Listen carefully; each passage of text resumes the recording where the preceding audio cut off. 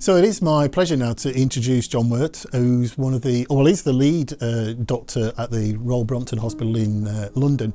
And I'm going to ask John to introduce the whole concept of palliative care in pulmonary hypertension.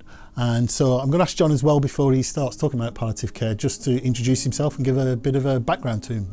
I'm John Wort. I'm a respiratory physician, and I also look after patients with pulmonary hypertension at the Royal Brompton Hospital, which is one of the nationally designated services, and I'm clinical lead there.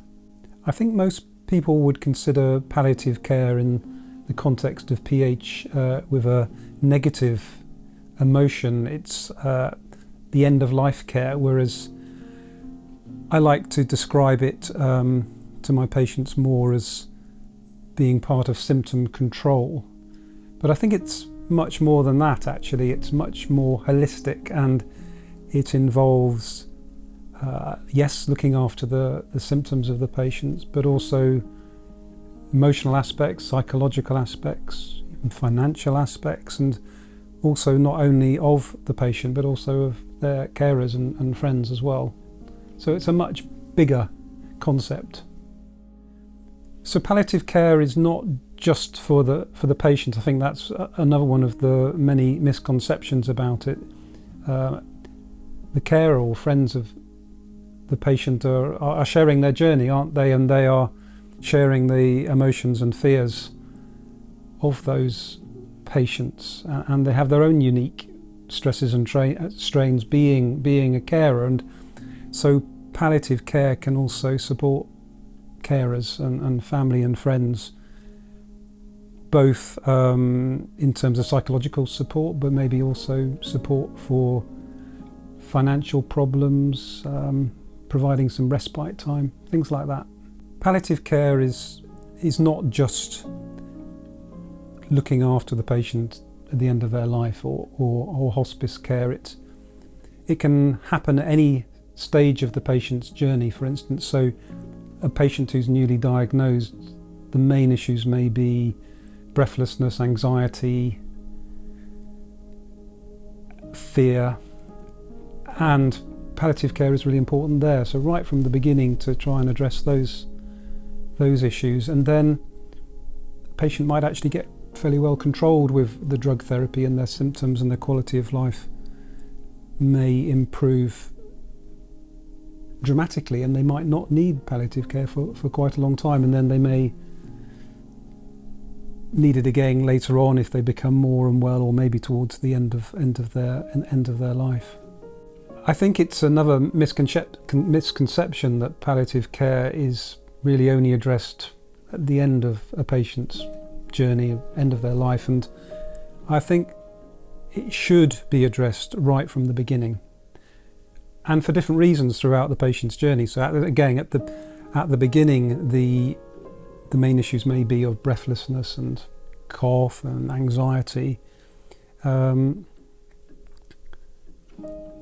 But again, that might change, that might be better controlled. Then they might have some financial issues, and then later on in life, towards the end of their journey, then there might be more involvement with, say, end of life care and hospice and supporting carers and family. So there's a question about who should start a conversation and when there should be a conversation about palliative care, and in particular there's a question about whether the patient should initiate this discussion, and in my experience that very rarely happens, and I think that's probably because of these negative connotations of palliative care, that it's about dying and end of life, and maybe that comes from the family as well, who've had experiences, or negative experiences. But as we've said already, there's much more to it. It's much more looking after the whole patient, much more holistic care, and therefore it should come early, and it would be good if the patient would initiate that to a certain extent. And I think having more information, like the information being provided by the PHA, should give patients confidence, and it should empower them to have those conversations Otherwise, it comes from generally from the physician or the clinical nurse specialist, and I think again in my own experience that comes a bit later on than it possibly should.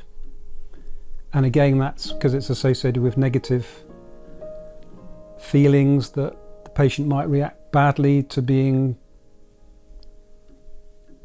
palliative care being discussed, because the patient thinks, oh no, they're saying I'm dying and this is it, this is the end of my life. Well, we're not, or we shouldn't be. We should be talking about how can we make the quality of life of the patient better? How can they live a better life with their condition? If a patient has had a conversation with the consultant or the nurse specialist about palliative care, then usually the next stage is, well, if I have a conversation, I know the next stage will be the clinical nurse specialist going to talk to the patient again and explaining exactly what I meant. It's quite often the case. And then if everyone's in agreement, then a referral will be made to the palliative care team, either if the patient's in hospital to our local palliative care team, or via their GP or their local hospital to to their local palliative care team, and then they will get an appointment either to be seen locally, or again if it's in hospital, the team would come, and the team would consist of the palliative care consultant and a palliative care nurse, and they would sit down, discuss what's going on and the issues the patient might have with the family members as well, and then make a plan for the future. Of course, that's one model. It's the model I'm familiar with, but services will vary throughout the different centres in different parts of the country, depending on what kind of resources are available. So my own experience of palliative care varies quite widely. For instance, last week I saw a patient, newly diagnosed, young patient with pulmonary hypertension, and when we went to see her, she was incredibly breathless. She had a very bad cough. She was very anxious, very scared about her diagnosis. And right at the beginning, we thought, well, she needs palliative care more than she needs anything. Of course, we started her on treatment for her pulmonary hypertension, but what she really needed was palliative care to help with her symptoms and help with her anxiety. So we discussed that with her, and again, although reluctant to start with, because of the negative connotations of palliative care, although reluctant to start with, she did come round to the idea, and we got palliative care involved, and I reviewed the patient about 3 or 4 days later. So we did start treatment for the pulmonary hypertension, but generally we would not expect it to have such a dramatic effect as that it did have after 3 or 4 days, because when we went to see her next, she was a different lady. Her breathlessness was much better controlled. She wasn't coughing, she was calm, she was positive, and she had a plan, and she had local palliative care support set up, and she was in a completely different place. So I think that would be one example, and that's an example of early on in the patient's course. But I can think of another patient about a year ago who unfortunately died after a long, brave fight against the condition, and her condition was very complex. She was on intravenous therapies, she'd got very weak, but she really wanted to die at home. And the palliative care team were amazing in terms of facilitating the around-the-clock care she needed, facilitating the bed and the electric chair that they needed, even helped manhandle it from hospital to home, and the support for the family, the young children, and then the continuing support for the family afterwards. So I think that shows the two ends of the spectrum where palliative care can help.